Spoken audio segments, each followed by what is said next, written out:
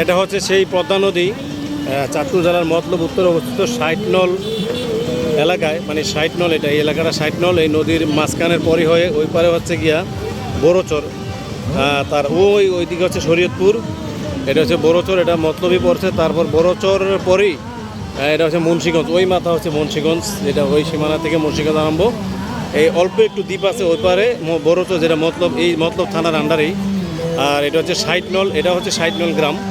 এই 60 নল এটা মতলব মানে চাঁদপুর জেলার মতলব উত্তরে এই 60 নল গ্রাম। এই গ্রামের পাশ দিয়ে কিন্তু বয়ে গেছে পদ্মা নদী, বিশাল পদ্মা নদী। নদীর এপার থেকে ওপার কিন্তু দূরত্ব বা দৈর্ঘ্য হলো 2 কিলোমিটার হবে, 2 কিলোমিটার। এই নদী দিয়ে কিন্তু দক্ষিণাঞ্চলের সমস্ত নৌযানগুলো চলাচল করে, লঞ্চ, স্টিমার, জাহাজ, যত বড় বড় লঞ্চ হোক, যেমন বরিশাল, পটুয়াখালী, তারপর আপনার ভোলা, ভোলাগামী যত বড় বড় লঞ্চগুলো এই নদী দিয়ে কিন্তু যাতায়াত করে।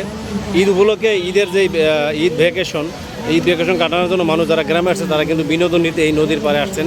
দেখেন দলে দলে মানুষ আসছেন, গাড়ি নিয়ে আসছেন, তারা কারো নিজের ব্যক্তিগত গাড়ি, কেউ বা রিজার্ভ গাড়ি নিয়ে আসছেন, অটো নিয়ে আসছেন, মোটরসাইকেলে আসতেছেন।